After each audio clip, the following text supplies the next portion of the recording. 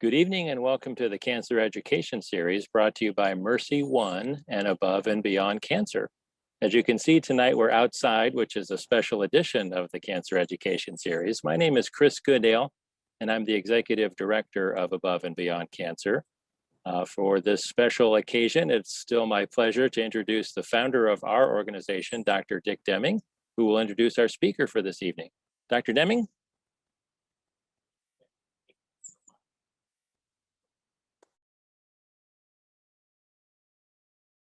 Outside Mercy Cancer Center, our Clive campus, and we're taking the opportunity to talk about growing and eating fresh produce. And our guest tonight is one of our oncology dietitians, Barb Wisnieski, and Barb has been with us many times before. Barb trained at Iowa State University. An important part of the cancer team is our dietitian, and our dietitian's role is not only to help those that are having difficulty with eating because of their cancer or their cancer treatment, but also to make sure that once we are cured of our cancer, that we're eating healthy and helping to any future cancer.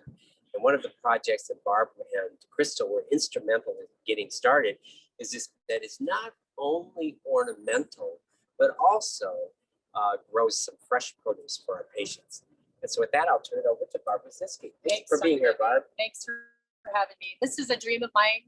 This garden in and of itself, and also me presenting out here has been a dream for me. So I'm so glad to be here tonight to talk to you a little bit about what the Community Healing Garden at MercyOne Cancer Center is, and a little bit about more about a plant-based diet and why that's important for not only cancer survivors, but really for all of us.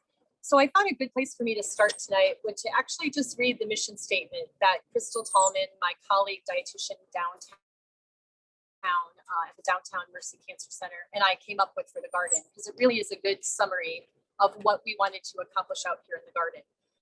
So the mission statement states, the mission of the Community Healing Garden at MercyOne Cancer Center is to provide a peaceful outdoor environment for cancer patients and their loved ones to reflect, rest, re-energize in their time away from cancer treatment. The garden also provides an opportunity for therapeutic exercise for patients who are interested in assisting with weeding, watering, harvesting vegetables and herbs and fruits, and other gardening tasks that are involved with the maintenance of this beautiful space. As a living classroom, nutrition educators can use the garden as a tool to teach the benefits of a plant-forward eating pattern through classes, educational displays, and other cancer center-sponsored educational events. So with that, I have to tell you, I'm so glad to be here today. This is our very first time in the garden. We tried to present once before, but unfortunately, the rain caused us to go indoors. So tonight it's a beautiful night. We've got a little bit of sun, a little bit of overcast skies, and it's a great night to be in the garden in Iowa today.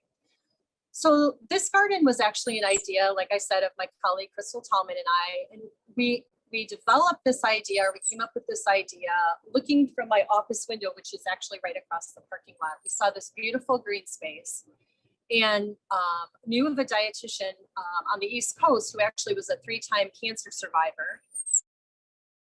And she had an idea of doing a victory garden involving cancer patients in both the raising of vegetables as a way to promote a plant-based diet. So we reached out to her personally and asked her questions about, like, how could we do this at Mercy Cancer Center with really nothing more than an idea and a wish. And she was greatly supportive, gave us some ideas. And so with that, Crystal and I went to our Mercy Auxiliary Foundation, or our Mercy Women's Auxiliary, and asked, they had a grant application, and we applied for a $5,000. And with that $5,000 grant, we partnered with the landscape company who manages Mercy Properties and asked them to partner with us with building raised beds. We felt like raised beds were the best way to go to garden. There was, kneeling or stooping. It's very easy to take care of vegetables that are in a raised bed. And they showed up with not only physical help, but with plans for these garden beds. And a little bit later in the presentation, I'm going to actually go over to the raised beds and show you what they look like. But we built 8 beds. We were able to place 4 of them on this property. with the wish of developing this into a much bigger cancer garden at some point. That was 2013. A few years later, just a few years later in 2015, we again developed a committee. We took a look at this land and we were able to develop the large garden that it is now. And what you see, what you can't see here is that we have a lovely fountain feature. We have all sorts of plants, beautiful plants that are blooming. We have signs that say hope, faith, and love. And it's been so cool for me as a dietitian with a window facing this garden to actually see what goes on in this garden during the day. I have seen patients and their loved ones in the garden checking out what's planted out here. I've seen people picking produce. I have seen couples in front of the love sign taking selfie pictures, which is very touching.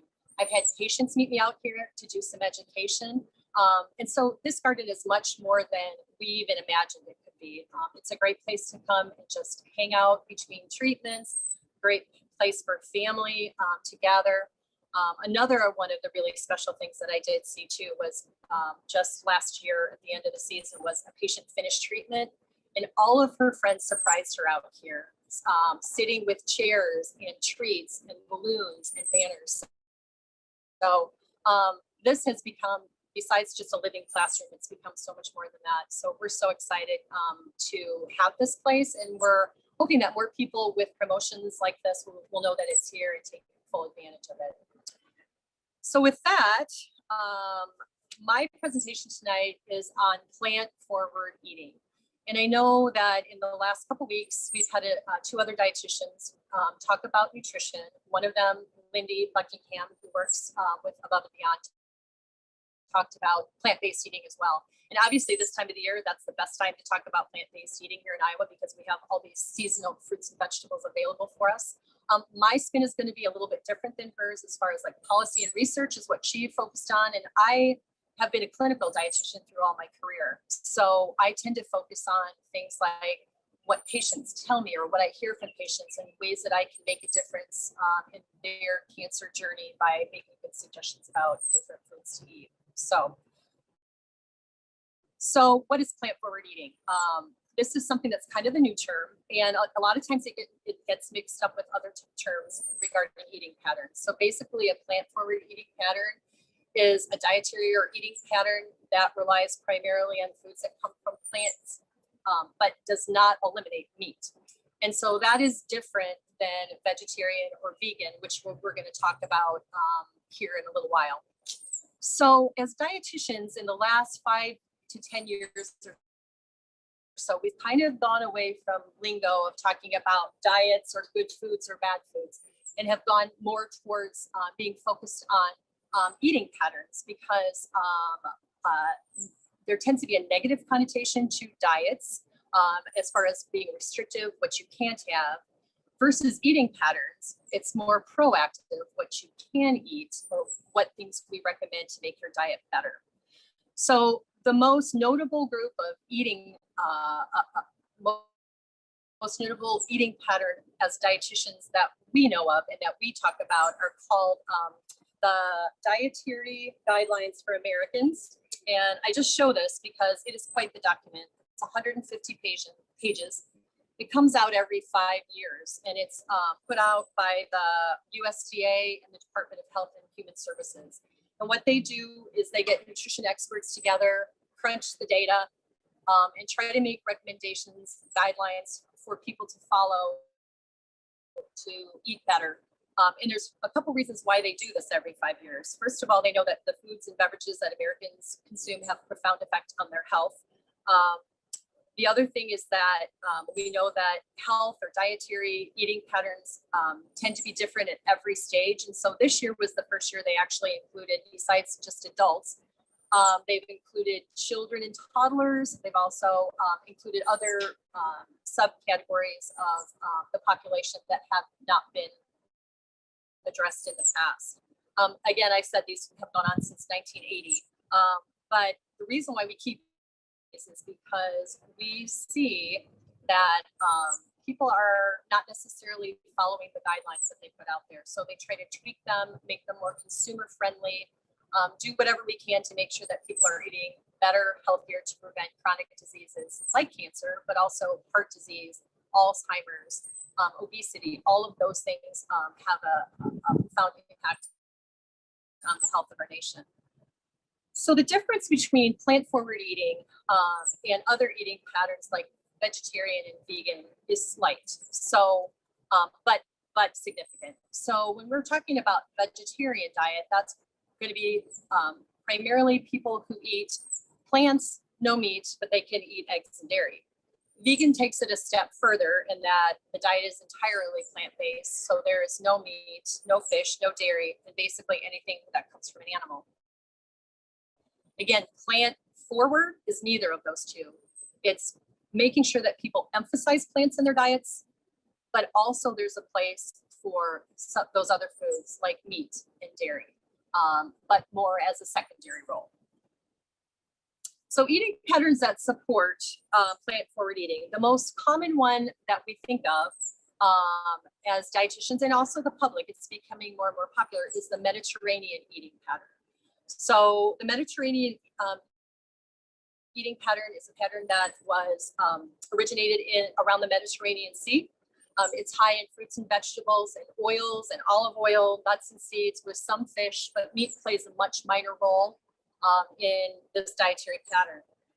It is the prominent way of eating of the whole blue zones with Dan Blutner, who which is has been a very popular book, and he looked at certain pockets of the world and how they ate and how they lived and why they lived. A lot of them lived to be over 100 years old, and the Mediterranean meal plan was a part of that. The Mediterranean eating plan is the most, that was ranked the #1 eating plan by the US News and World Report, which is a consumer-based rating system that looks at all kinds of dietary plans with health in mind and with health professionals judging them. And it was rated #1 as far as eating patterns that they recommend. The second one that I recommend, or that we hear a lot about more commonly recently, is called this flexitarian diet. So I'm not usually somebody to promote one particular thing over another, but this is a term that a lot of people have not heard of before. Flexitarian diet is basically a concept that's developed by a registered dietitian named Dawn Bladner.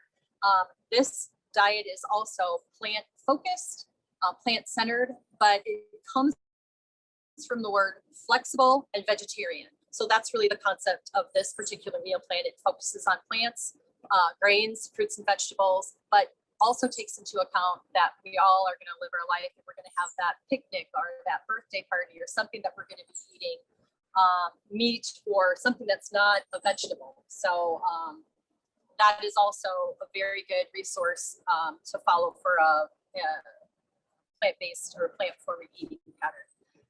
The other one that I like to recommend is the New American Plate. And the New American Plate is actually put out by the American Institute of Cancer Research. Again, it uses, I'm all about props and pictures, so I'll be holding things up as we talk here, but it uses a 10-inch dinner plate to emphasize how people are supposed to eat.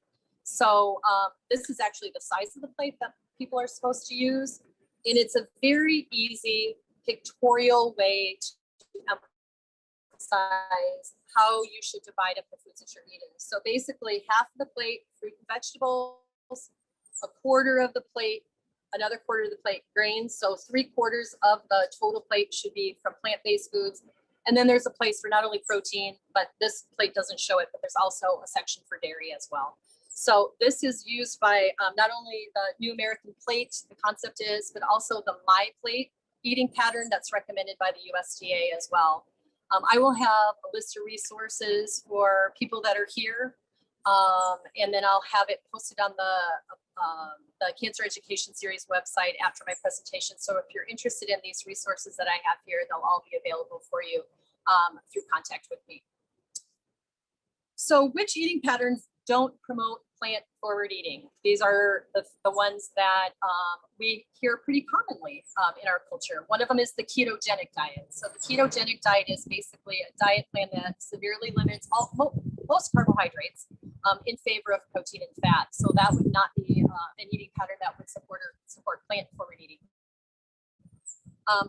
The other one is the one that's most common in the United States, and it's called the Standard American Diet, which is the acronym for that is SAD, Standard American Diet. And unfortunately, that's the diet that a large majority of our population here in the United States eats. It's a diet that's high in protein and saturated fats. It's high in processed foods. It's low in fresh carbs or complex carbohydrates, higher in processed carbs or simple carbs, which are things that we don't recommend. And again, low in fruits and vegetables. So some general statistics that I wanted to share about the Standard American Diet. Processed foods make up about 70% of the Standard American Diet, which is a huge amount. That statistic I actually had to go back and double check because it seemed like a very large amount. So processed foods, there's a couple of different ways of looking at processed foods. You can look at minimally processed foods, which are things like bagged spinach. It could be roasted nuts or canned fruits and vegetables. So again, they've been altered a little bit, but not majorly. Heavily processed foods are the things that we think of: pizza, candy, cookies, frozen meals. Those are heavily processed foods. And so that 70% includes all of those heavily processed and minimally processed foods.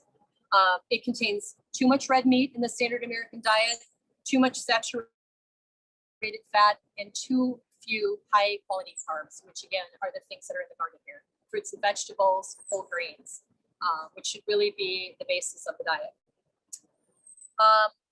Less than 1/3 of calories from the Standard American Diet come from high quality carbs.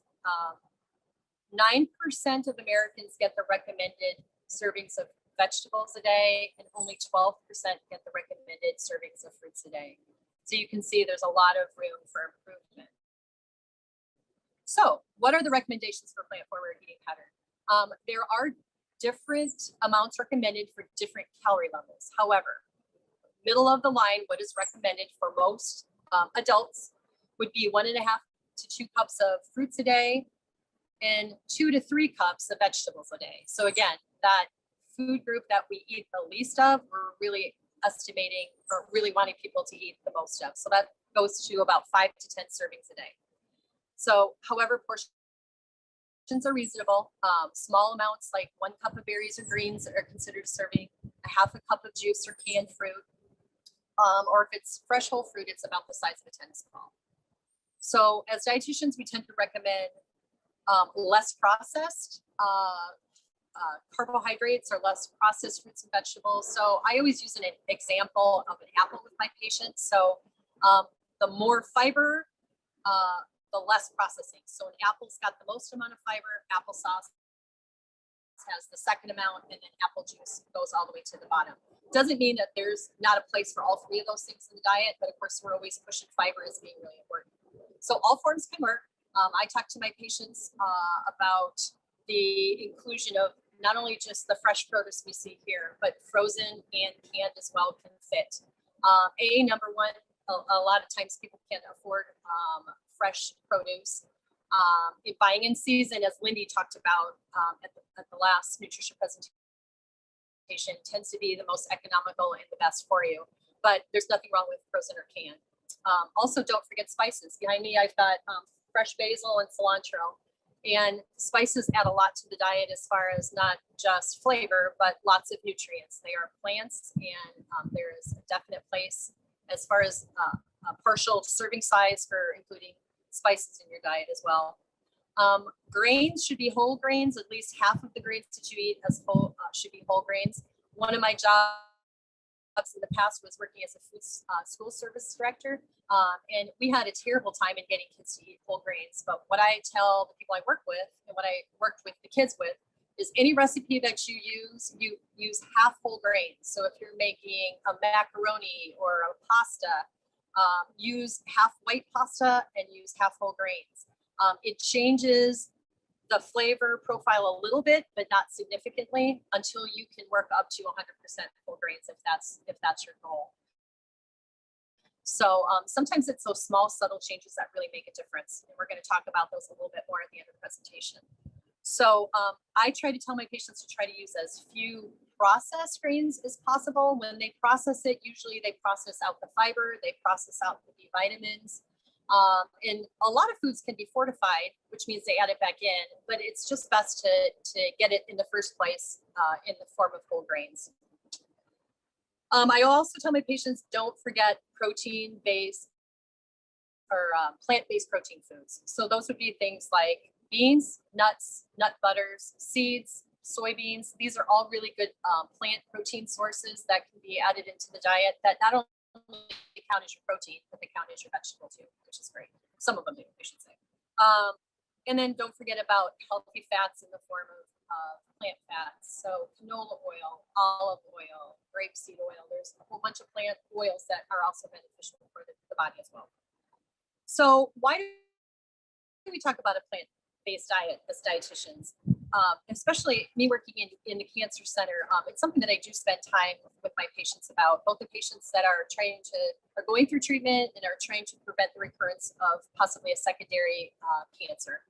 And so we talk about plants and how they are very anti-inflammatory. So they tend to ward off inflammation, which contributes to not only just cancer, but heart disease. They have done a lot of research about even some of like dementia and Alzheimer's. And they feel like a plant-forward diet can be very beneficial for those chronic diseases as well.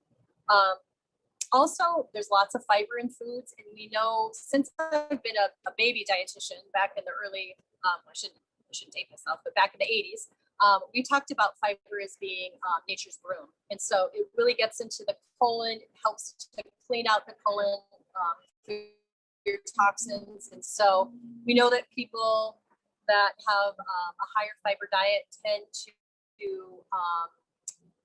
have better digestion. We're thinking they clear toxins from the system better and keep the colon nice and healthy. Besides the vitamins and minerals in fruits and vegetables, Lindy talked about this before, and I do actually have a list for people who are here or people who are interested online of phytochemicals. And phytochemicals, it's just a fancy word for a plant chemical. They're things that there's a lot of research being done on them. There are no recommended levels of these plant chemicals, but we think they do really important things in the body. We think they work synergistically with vitamins and minerals to work.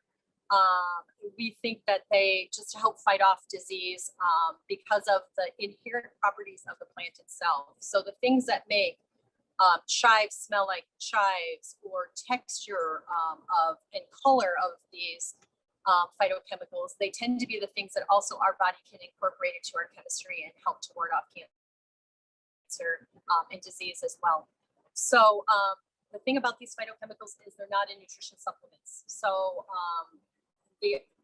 playing right into that, I just brought up a couple scenarios of things that I often hear with my patients as I'm doing counseling. I have a lot of people that will say to me, when I do a diet history, ask what they eat, food frequency, ask kind of about their eating habits and their eating pattern. A lot of times patients will say to me, you know, Barb, I'm not so much like a fruit and vegetable person. I'm kind of a meat and potatoes guy or meat and potatoes gal. And so like, would it be okay for me to take a supplement? Would I get what I need from taking a supplement? So the first thing I tell them is that the supplements don't have these phytochemicals in them. They're made in the lab, they're processed in the lab. They don't have the same exact ingredients that you're going to find in fruits and vegetables. The other thing that I've actually been having a little bit more questions about as far as supplements go are the supplements that are the freeze-dried supplements. So things like Juice Plus, or Balance of Nature, which is advertised on TV. People will see these ads and say, you know, what about these? Can I add these into my diet? Will that cover my fruits and vegetables? And so the research on these is still out. I don't necessarily say that it's a bad thing, but I still, as dietitians, we're food pushers. And so if I can have people try to figure out how to add more fruits and vegetables in their diet, that's what I shoot for first. So, the other thing about these supplements is we all know from going to the store and looking through the supplement aisles, they can be very expensive. So foods are cheaper, especially if bought in season. So I really try to get people to try to incorporate more fruits and vegetables rather than just take a supplement and think that they're covered 100%. So one of the things that I'm known for as a dietitian and as a presenter is that I like to bring visual aids for my presentation and things that will get people thinking about how to eat and incorporate more healthy things in their diet. So the first thing is what I have up here, and this is actually a nice little set that I picked up at one of the discount stores actually. And it's for people who take their lunch or for people that just need help with trying to visualize good serving sizes of foods. This actually has a container for fruits and vegetables are at the bottom. So they're going to be the biggest containers with lids on them. So you can take them places, protein, carbs, healthy fats, and dressings. So these are a really easy way for somebody that's trying to look like, how do I start and how do I visualize what a cup looks like, etc. It's a good place to start. And you can find these at any stores or on Amazon or online somewhere. The other thing that I have found are these green bags. And again, I'm not promoting one product over another. This is just the one that I found. It is actually a green bag that is BPA free. It is reusable, and it's a bag that you can put produce in and put it in the refrigerator or keep it on your countertop. And its job is to help keep your produce lasting longer. So I've actually used these personally. I've used them with berries, I've used them with bananas and greens, and they really do work.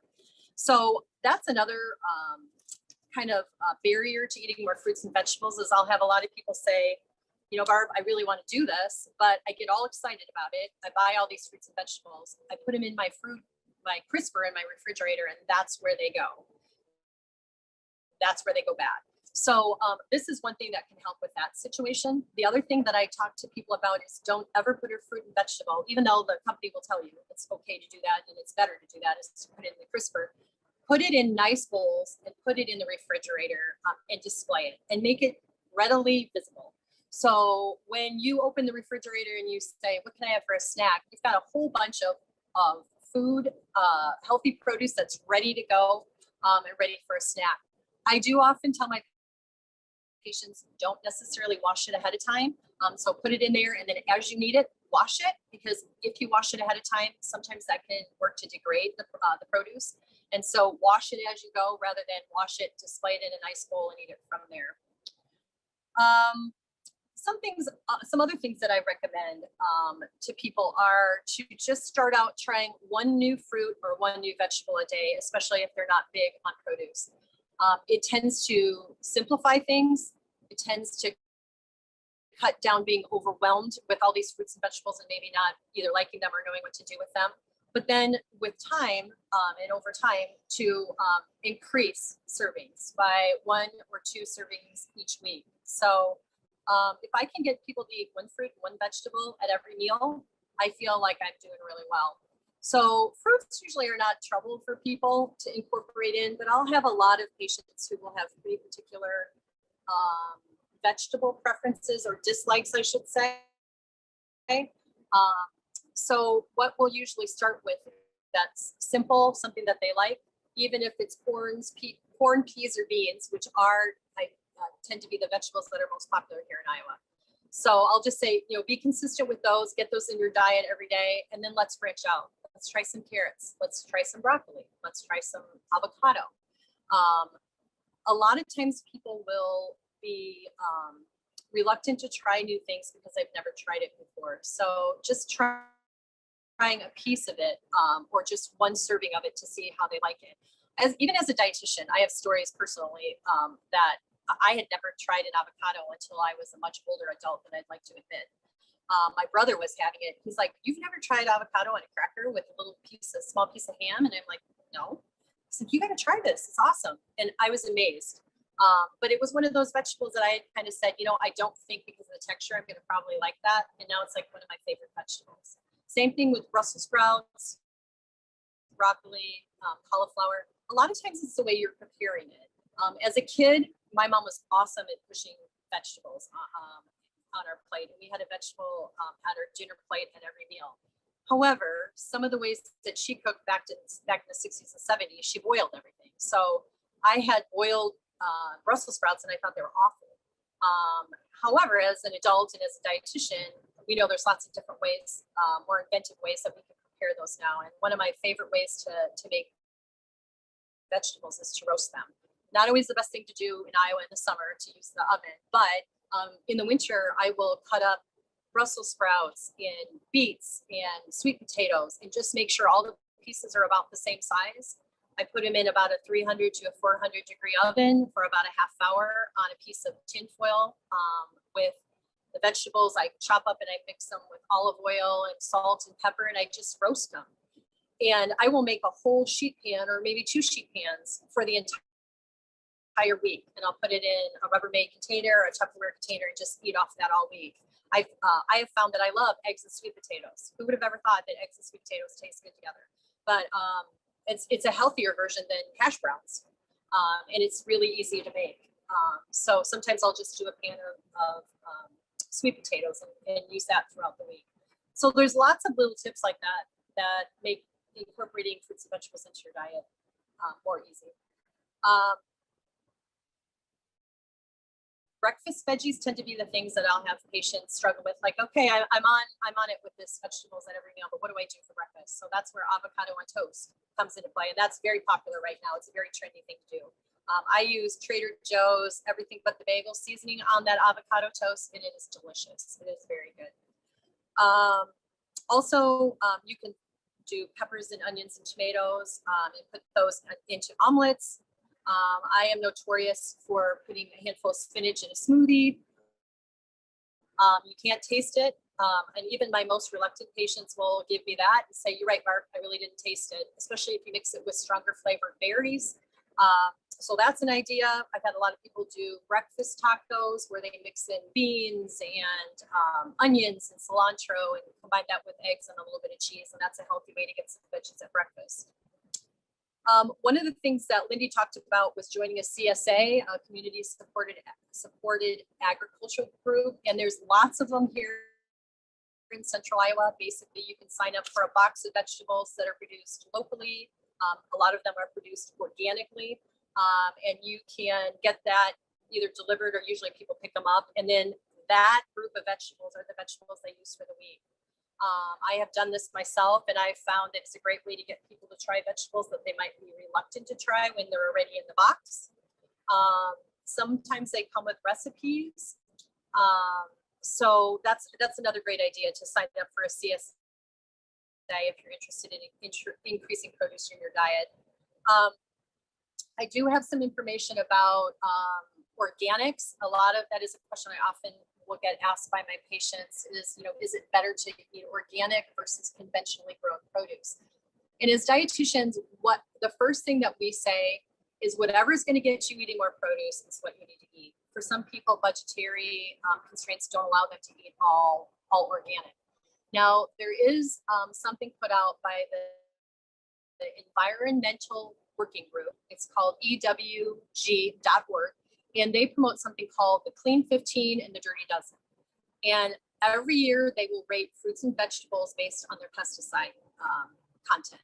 And so the Clean 15 are the ones that are the lowest pesticide content of fruits and vegetables that they've evaluated that year. And the Dirty Dozen are the ones that have the most pesticides. So for people that want to eat organic, that want to eat clean, that would be a really good resource. And I actually do have it on a handout here for people that are here, or you can ask for that online as well. I have found that to be very helpful, and it kind of allows people to make choices based on what is recommended between those two financially, what's best for them. Also, I do recommend people stocking up in season. As dietitians, we recommend buying produce in season because it's healthier. Or it's healthy, I should say, and it's cheaper. And so if I see there's a big sale on blueberries or a big sale on any type of berries, or I've even bought bagged spinach at the grocery store and just thrown it right into the freezer.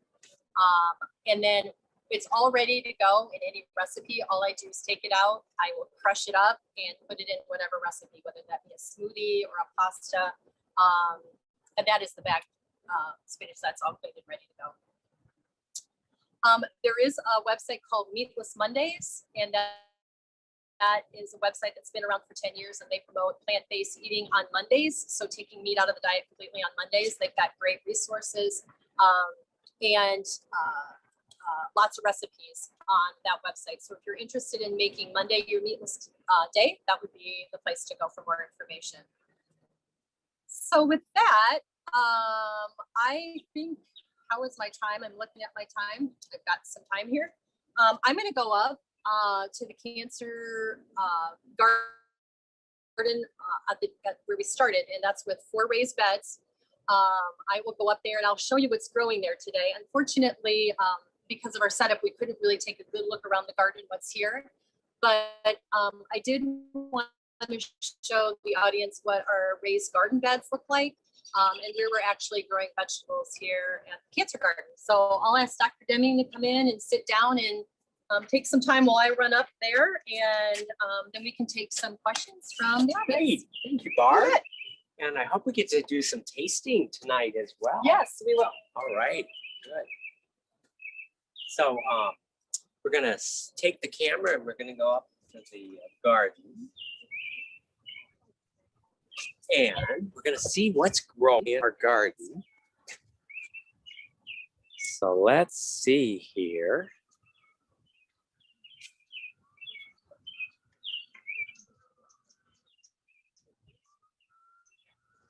Yes. Can you hear me, Chris, are you or this camera? fire truck going by right now. This is an urban garden. So our garden is right off of University Avenue, which is one of the main thoroughfares to Clive. It was never a consideration that we would put a garden here. It was the land that we had, and we hear life going on around us, and sometimes that means fire trucks. So these are the raised beds that we built with the very first seed money that we got from the MercyOne auxiliary. So these plans are available if anyone's interested. I don't have the exact dimensions of these, but they're pretty good size. The thing that we wanted was that when patients or people came to pick or use this garden as therapeutic exercise, that they wouldn't have to stoop over very much or bend down. So you can see that everything here is just at kind of thigh height for me. Might be a little higher or lower depending on your height. But right now in the garden, what we do is we, for the most part, will switch our produce every year as far as rotating crops. So one year the tomatoes might be here. This year they're over at our bed behind. And what that does is helps with the soil nutrients. We recondition the soil every year. But every plant takes different things out of the soil. So by rotating our crops here in the beds, we feel like it helps with the nutrition background of the food that we're producing. So we have green beans here. These are a vegetable that grow pretty rapidly. We planted this garden, I'm trying to think, I think it was May 15th. So you can see that these are mature plants. They are bearing fruit already. So one of the main things that we do with this cancer garden as far as education goes is all the produce that we produce here, we take inside the cancer center, we pick it, and sometimes our volunteers like Judy, our cancer volunteer who's here today, we pick the produce, we label the produce, we put it out for people who are going through treatment to take. And so we find it's a great way to introduce fruits and vegetables that people may or may not have tried. We put out recipes with it. So people who might be looking at, gee, I've never tried cauliflower, I've never had Brussels sprouts before, kind of how to cook those.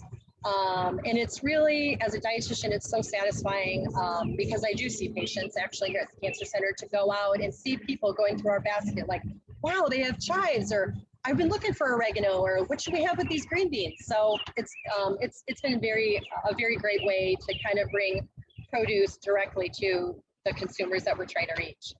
So green beans are here. I'm not sure with this camera what you can see of me, but we have tomatoes back here.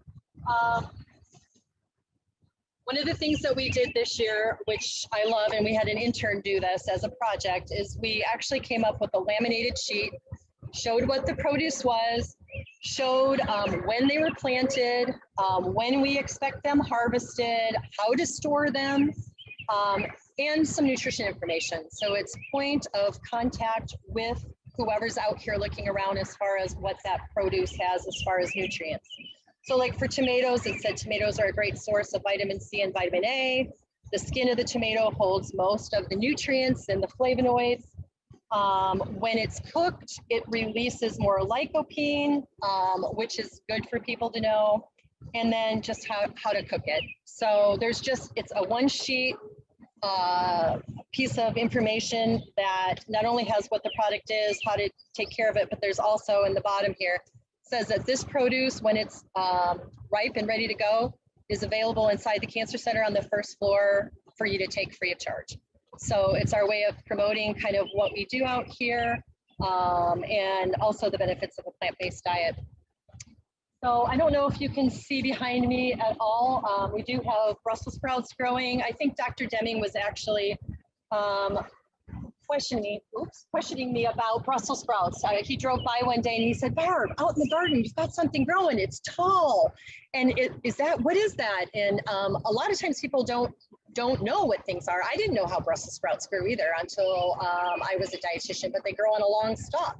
And they don't produce their fruit until later in the summer or fall. So usually they're the last thing that we take out of the garden, and Crystal and I, or volunteers, are out here and we're pulling Brussels sprouts out and stuff in bags to put in the Cancer Center. But it does generate a lot of interest. And like I said, it's a beautiful, serene place to come. So I'm excited that you could join me here tonight, and I think I will entertain some questions now. Dr. Deming, you want to come up here?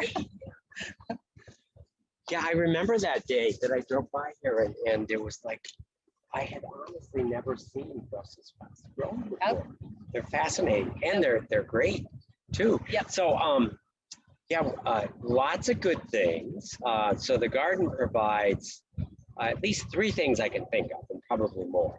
Number one, I mean, just being in nature. Yes. And there's lots of research, just being around trees and greenery. We don't always know what we're absorbing, but as you and I are here breathing, we're breathing in chemicals from the trees. And right. There's more and more evidence that just being in nature provides health. Second, gardening is great physical activity. It is. And unlike, going to the gym and just pumping weights, you actually exert yourself, use your muscles, and you get something positive to show for it besides your physical activity. And then third, obviously, we're creating something that is healthy and nutritious, and all three of those things are good for the mind, body, spirit.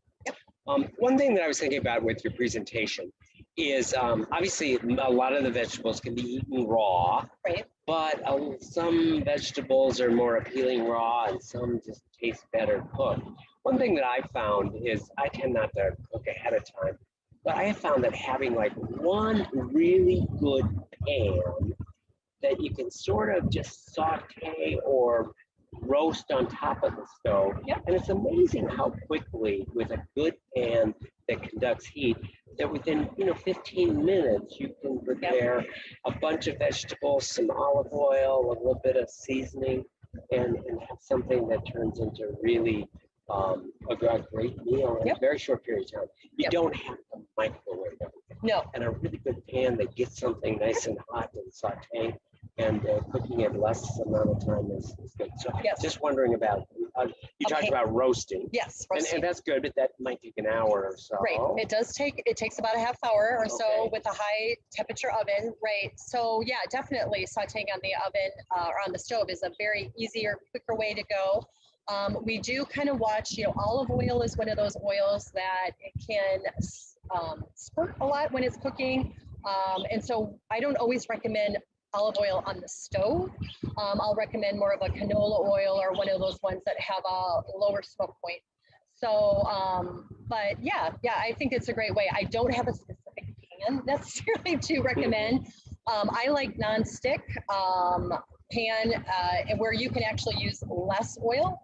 The thing about vegetables and fruits is that a lot of these, especially fruits or vegetables, excuse me, is that sometimes using a little bit of oil actually helps unlock some of the nutrients. So we'll recommend just using some oil with the vegetable. So yeah. So I think that's a good way. Microwaving is okay. There's nothing bad about microwaving. You don't have to worry about that, but it is a little bit more of a art to do that right without overcooking or undercooking, depending on your microwave. Yeah. And it doesn't maybe add as much flavor to something as a little bit. So are you going to show us some of the individual? So I think, you know what, because of the fact that we're not moving around a bunch, I think we just, we're going to stop here. But Judy, who is one of our— Yeah, let's bring Judy. Judy, come on up. Well, I think we're going to go over to that area because we've got an area of the garden that we kind of want to showcase. It's an area of the garden that we have not had a whole bunch of success having things grown because there's a large water tower that nobody online can see, but it blocks the sun in this one area. Okay. So Judy has been a huge support of the cancer garden, and so we are going to go over there, and I think she's just going to say a couple words of, we've got an area that we want to do some planning, and we've got a special way to involve cancer survivors in that area. Great. So we have a plan. So we're going to go over to that side. Yep. So bear with us for a minute. We're moving. We're going to go to another camera. Here we go. All right, Judy.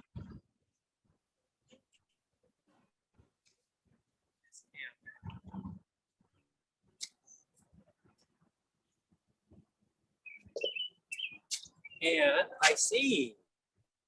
Here's the spot. Hey, everybody. Come on in, Barb and Judy.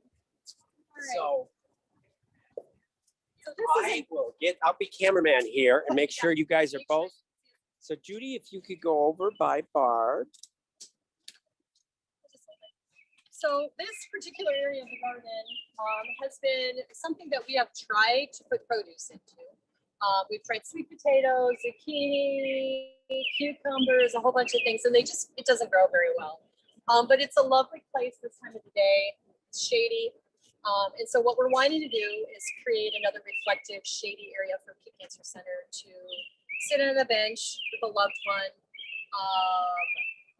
get some rest, some solace. And so Judy is an artist, and she and I talked about this area, and we came up with, so I have it upside down, everyone. This plan where you walk in onto some limestone. There's a bench at the back, and then we thought putting hostas in these areas with a little bit of plants, colored plants, would be a lovely idea. So, Judy, I'm going to have you talk about what we're talking about, what we want for hostas. Well, the main concept, as Barb mentioned, was to plant something that would grow. Things have not grown at all in the garden. So I think it's a combination of not enough light and soil. It's not really good. So the one thing that we kind of zeroed in on was hostas. Hostas will grow in the shade. Matter of fact, they kind of like shade. And also, green from May or June until October. So that's a real plus. And then we also have strategized some on other flowers. Barb and I both agree that we want color in the garden in addition to just the hostas. So the hostas will be the focal point. This will all be hostas. Okay. And there's so many kinds. Some of them are like 6 feet across and blue, and some of them are, a couple feet across, and some of them even have little red tinges in them. So we're very excited about the hostas. And also, some of the things we've talked about is getting some climbing roses, because we do want some height, as Barb pointed out, so that we don't see that water tower quite so much. And then we'll also be putting probably some daisies. This is just a little illustration of some of the daisies we may put in. Some of the plants we're considering are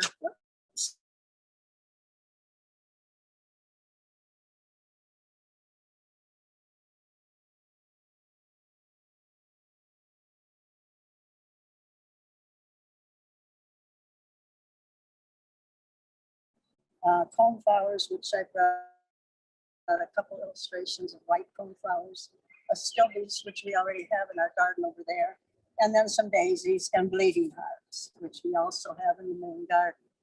So the focus is going to be on the hostas, and what we're going to do in the next few months is contact various within the, and people who have, you know, been a part of particularly the Ed series, but also anyone that has been involved in cancer care at Mercy. Then we're going to ask that they bring in the early fall hostas that they may have. Anyone that has hostas know they kind of like to produce. So we're going to plant hostas in here. The limestone bench, I think, would be a very big focal point. It will be 100% central Iowa native limestone. The bench will be a big slab with a place to rest your shoulders. And we're still working on the plants. So anyway, let your friends know that we would love to have some of their hostas in the early fall. We're hoping we have a surplus because then we're going to do fundraising. And we will be, you know, selling our hostas. But we're really excited about it. And hopefully it'll add another element. I guess my vision kind of is that it will become a place of serenity. There'll be no vegetables at all. You know, like Barb said, you love when they come and sit on the bench and reminisce about the wonderful care you're getting at Mercy. Or you may cry, you know.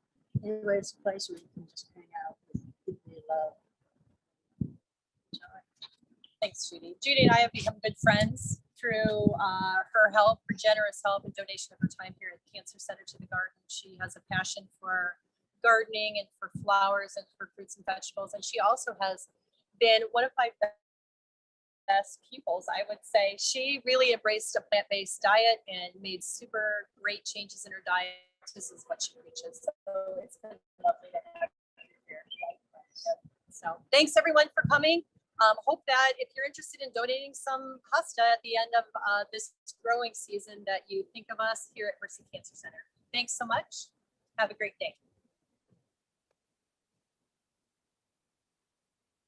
Thanks, Barb and Judy.